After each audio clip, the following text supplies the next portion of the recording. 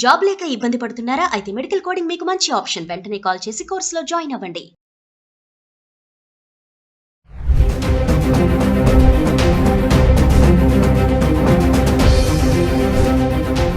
నమస్తే, welcome back to Suman TV. Present మనతో పాటు ఉన్నారు motivational speaker, public speaker, family counsellor Rajani Ramma గారు. నమస్తే మ్యామ్. నమస్తే నవీన. మేడం, మనం కొన్ని వీడియోస్లో మాట్లాడుకున్నాం, మామూలు వైఫ్ అండ్ హస్బెండ్ వీడియోస్ కానీ, ఉమెన్స్ గురించి కానీ, మెన్స్ గురించి కానీ చేస్తున్నాం.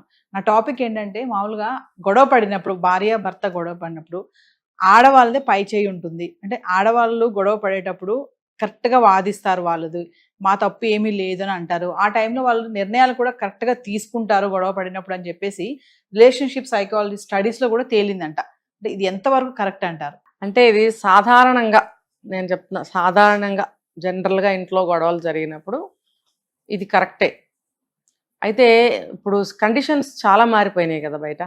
ఆ మారిపోయినప్పుడు అది కరెక్ట్ అని కూడా చెప్పలేం. ఇప్పుడు ఎక్స్ట్రా మ్యారిటల్ అఫైర్స్ ఉన్నాయి, లేకపోతే ఇంకోటి ఇవన్నీ కూడా కరెక్టా? మరి సంసారంలో ఎన్ని గొడవలు వచ్చినా సరే, ఎన్ని బాధలున్నా సరే, కట్టుబడి వివాహ బంధానికి, పిల్లలు పుట్టినందుకు ఆ ఫ్యామిలీ బాండ్కి కట్టుబడి తను అడ్జస్ట్ అయ్యి ఉండాలి. భర్త అయినా సరే, అంటే ఇక్కడ లేడీస్ గురించి అన్నారు కాబట్టి చెప్తున్నాను. మరి అక్కడ తను ఎలాంటి నిర్ణయం తీసుకుంటుంది? తన దారి తను చూసుకుంటుంది కదా. మరి అలాంటప్పుడు అలాంటి సందర్భాల్లో ఇది రాదు. కానీ జనరల్గా ఒక నార్మల్ హౌస్ వైఫ్స్ భర్తలు గొడవ పడినప్పుడు మాత్రం ఇది కరెక్టే. ఎందుకంటే ఇక్కడ నార్మల్ హౌస్ వైఫ్ అని నేను చెప్తున్నాను, సఫరింగ్ అంతా కూడా హస్బెండ్ నుంచి ఉంటుంది అక్కడ. అవునా కాదా? ఏది ఒక చిన్న ఎగ్జాంపుల్ చెప్తా.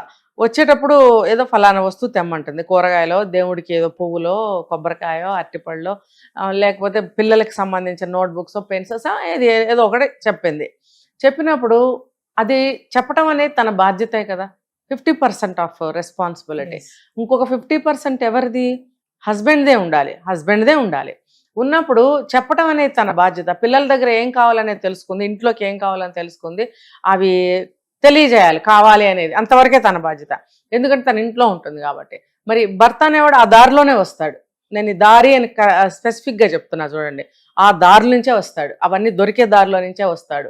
భర్తకి ఈ పని అప్పచెప్పడంలో వన్ ఆఫ్ ద రీజన్ అది కూడా భార్యకి ఆ రూట్లో నేను వస్తావు కాబట్టి తీసుకురండి అని చెప్తుంది. ఇలాగే మాట్లాడుతుంది.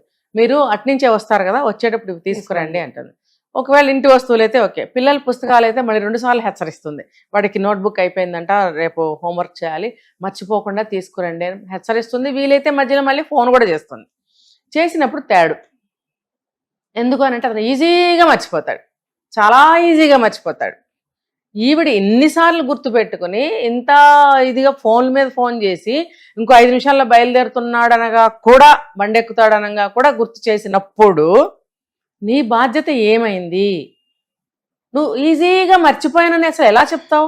నీకు కొడుకే, తనకి కొడుకే. అంటే ఇక్కడ రెస్పాన్సిబిలిటీ ఎంత శాతం అతను తీసుకుంటున్నాడు? 0. కొంతమంది, అందరూ కాదు. నువ్వు వచ్చేసావంటే నీ రెస్పాన్సిబిలిటీ అక్కడ 0నే కదా.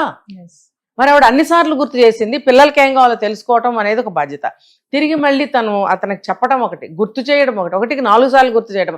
ఇంత రెస్పాన్సిబిలిటీ ఆవిడ తీసుకుంటున్నప్పుడు, ఆవిడ 100% రెస్పాన్సిబిలిటీ తీసుకున్నప్పుడు, నువ్వు 0 రెస్పాన్సిబిలిటీ తీసుకుంటున్నప్పుడు గొడవ అవుతుందా లేదా?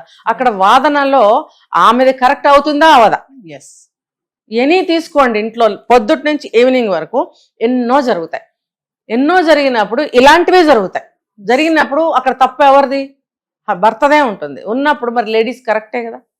కాబట్టి ఏ సర్వే అవసరం లేదు దీనికి. జనరల్గా కూడా చెప్పేయచ్చు, లేడీస్దే కరెక్ట్ ఉంటుంది. మరి వాళ్ళు అంత రెస్పాన్సిబిలిటీ లేకుండా ఏదో ఒకటి చూసుకుంటూ, ట్రాఫిక్ వచ్చిందనో, అదనో ఇదనో, లేకపోతే ఆఫీస్లో ఏదో మర్చిపోయాను, వెనక్కి వెళ్ళాను, 5లో మర్చిపోయానో, ఏదో ఒక వంక చెప్తావు. కానీ అక్కడ ఒక క్లాజ్ పెట్టింది ఆవిడ, ఏంటి? మీరు అవన్నీ అమ్మేదారిలో నుంచే వస్తారు, నీ కళ్ళు వాటి మీద పడవా? అప్పుడన్నా నీకు అది చెప్పినట్టు గుర్తు వస్తుంది కదా. సపోజ్ బుక్ షాప్ అనుకోండి, లేదా పువ్వుల షాపు, లేకపోతే పళ్ళు, అన్ని రోడ్డు మీద అలా కనిపిస్తుంది, నువ్వు ఆధార్లోనే వస్తూ ఉంటావు. అని నువ్వు మర్చిపోవడం ఏంటంటే నీకు అక్కడ బాధ్యత లేదు. నువ్వు ఎందుకు బాధ్యతగా లేవని ఆవిడ వాదిస్తుంది. ఆ వాదన కరెక్టే కదా. తర్వాత ఆవిడేం చేస్తుంది? ఇమ్మీడియట్గా గబగబా తనే దగ్గరలో ఉన్న ఏ షాప్కో వెళ్ళి పని గడుపుకుంటుంది. అంటే ఆ గొడవ పడినప్పుడు ఆవిడ తీసుకున్న డెసిషన్ ఇది కరెక్టే కదా. అంత గొడవలో మళ్ళీ అతన్ని మళ్ళీ రప్చర్ చేసి వెళ్ళి తీసుకురా అనటం అనేది జరగని పని. అప్పుడు అక్కడ తను వెళ్ళినా కూడా తిన కోపం వచ్చేస్తుంది భర్తకి. వస్తుంది, అంటే నేను వెళ్ళి తేలేక నువ్వు బయలుదేరి వెళ్తున్నావు ఇప్పుడు, నన్ను చేతకానోడిని అని అందరికి తెలియజెప్తున్నావా అనే మాటలు కూడా వస్తాయి. అంటాడు. అంటే ఈవిడ ఉద్దేశం ఏంటి పాపం, ఇందాక అది పాయింట్ అదే, తనదే రైట్ అని తేలింది సర్వేలో. ఎలా రైట్ అనేది నేను చెప్తున్నా ఇక్కడ. తన ఆలోచన ఎలా ఉంటుందంటే, ఇంత గొడవ అయింది కదా, నేను మళ్ళీ వెళ్ళి తీసుకురా అంటే మళ్ళీ కోపం చేస్తాడేమో అని రైట్ వేలోనే ఆలోచించింది తను. కాబట్టి లేడీస్ రైట్. కానీ నువ్వది అర్థం చేసుకోకుండా నన్ను వేదం చేసావా, చూసే వాళ్ళకి నేనేం చేతగాను చేయనని నన్ను నిరూపించడానికి నువ్వు ఇలాగా చేస్తున్నావా అని అంటాడు. అతని ఆలోచన తప్పేగా. అది ఎందుకు అర్థం కావట్లేదు మేడం. నిజంగా చిన్న లాజిక్ ఇది కదా. ఇప్పుడు మళ్ళీ చెప్పితే మళ్ళీ కోపం వస్తుంది తనకి, తను వెళ్ళిపోతుంది. కానీ అక్కడ నిజంగా చాలా మంది మేడం 100% 70 కానీ 80% మంది ఇలాగే ఆలోచిస్తారు. నేను జాతకాన్ని వాడినా, ఇన్ని చేస్తున్నాను కదా, నేను తేలేనా, ఇప్పుడు నువ్వు బయలుదేరి వెళ్ళాలా, ఇలా ఉన్న పలంగా నువ్వు వెళ్ళి తీసుకురావాలా, పిల్లలు ఏమనుకుంటారు, వాళ్ళ ముందు నన్ను ఎదవని చేస్తున్నావా, నన్ను చేతకాని, ఇన్ని మాటలు వస్తాయి. ఖచ్చితంగా. ఇంకొకటి ఏం తెలుసా, ఆవిడ ఉక్రోషంతో ఇతనికి చెప్పడం కంటే నేనే చేసుకోవటం మేలు అని ఒక నిర్ణయం తీసుకుని వెళుతుంది. రెండు అందులో ఇందాక చెప్పుకుంది ఒకటి, ఇప్పుడు ఇది ఒకటి. అంటే రెండు విధాలు కూడా ఆవిడే రైట్ కదా. ఇప్పుడు బాధ, ఒక రోషం, ఒక పౌరుషం, మళ్ళీ గొడవ ఎందుకులే అని అనుకున్నప్పుడు, ఇవన్నీ ఉన్నప్పుడు ఖచ్చితంగా మళ్ళీ భర్తకి చెప్పలేరు, చెప్పాలనిపించదు, చెప్పరు. వాళ్ళే డెసిషన్ తీసుకుని వాళ్ళే వెళ్ళి తీసుకొచ్చేస్తారు. ఇంకో కితాబ్ ఏమిస్తారు తెలుసా వీళ్ళు. అలాంటప్పుడు అసలు పొద్దుటి నుంచి గొడవ అంతా ఎందుకు, నువ్వే వెళ్ళి తెచ్చుకుంటే పోయేదిగా. అయిపోయాగా నాకెందుకు చెప్పావు అసలు. అక్కడ కూడా ఫెయిలే. ఎందుకంటే ఇంటి పనులతోటి, పిల్లల పనులతోటి, ఒంట్లో ఏదో అస్వస్థతతోటి నేను వెళ్ళలేకపోయాను, టైం సరిపోలేదు, వెళ్ళలేను కాబట్టే కదా నీకు చెప్పాను.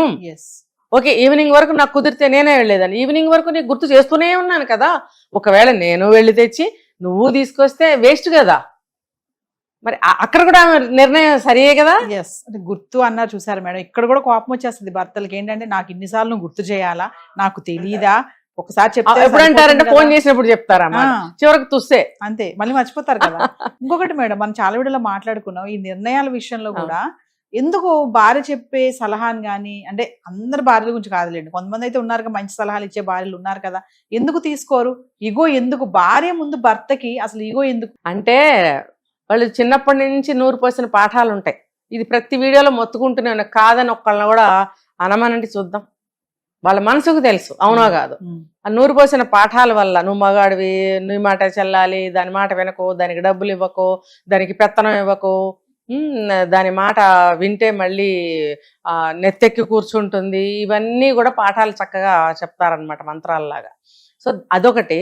రెండోది ఏంటంటే, వీళ్ళకి కొంత ఈగోస్ ఉంటాయి. ఈగోస్ అనమాట. అబ్బో నన్ను గౌరవించాలి, అలాంటివి కూడా ఉంటాయి. వీటి వల్ల వాళ్ళు అలా చేస్తారు. ఏదేమైనా మేడం, ఆడవాళ్ళు కోపంగా ఉన్నప్పుడు ఖచ్చితంగా మంచి నిర్ణయాలు తీసుకుంటారు. అది కొంచెం వీళ్ళు కూడా ఓపిక్గా ఉండి ఆలోచిస్తే అది కరెక్ట్ అని వీళ్ళకి అర్థమవుతుందని వీళ్ళకి తెలుసు. చాలా తక్కువ మంది ఉంటారు అలా ఉన్న వాళ్ళ దాంపత్యం కానీ, కుటుంబం కానీ చాలా బాగుంటుంది. అట్లా చూసన్నా నేర్చుకోరు. ఎందుకు? ఇగో అదే కదా. కాదు, నేనే గొప్పవాడిని, ఆడెంగోడు, అలా ఉన్నాడు, వాడు ఆడెంగోడు అంటారు. నేను మగోడిని, ఆడెంగోడికి కూడా పిల్లలు పుడతారు, మగోడికి పిల్లలు పుడతారు. డిఫరెన్స్ ఎక్కడుంది? అంటే ఆడవాళ్ళ కోసం, భార్యల కోసం అవన్నీ తెస్తూ, చూస్తూ, కేర్ చేస్తూ, రక్షిస్తూ, ఫ్యామిలీతో ఎంజాయ్ చేస్తూ, ఫ్యామిలీతో కలిసి ఉంటూ ఉన్న ఆడతనం ఏదైతే ఉందో దాన్ని వీళ్ళు ఆడంగితనం. ఆ ఆడతనం కూడా మగవాళ్ళకి అవసరం. ఎందుకంటే ఆ ఆడతనం ఉన్నప్పుడే ఆ ఆడదాన్ని అర్థం చేసుకోగలుగుతారు. ఆ మనసు ఆడ మనసుతో ఆలోచించినట్టయితే వాడు నిజమైన మగాడు. అంతేగాని వాడు ఆడెంగోడు, వాడది, వీడిది అనే గొప్ప ఏం కాదు అది. అలాంటి వాళ్ళని ఒక 10 మందినో 20 మందినో పోగేసి ఇలాంటి వాళ్ళని ఒకరిని తీసుకొస్తే చితక్కొట్టి పెడతారు. నేర్చుకోరా బడుద్దాయి అంటారు. Thank you madam.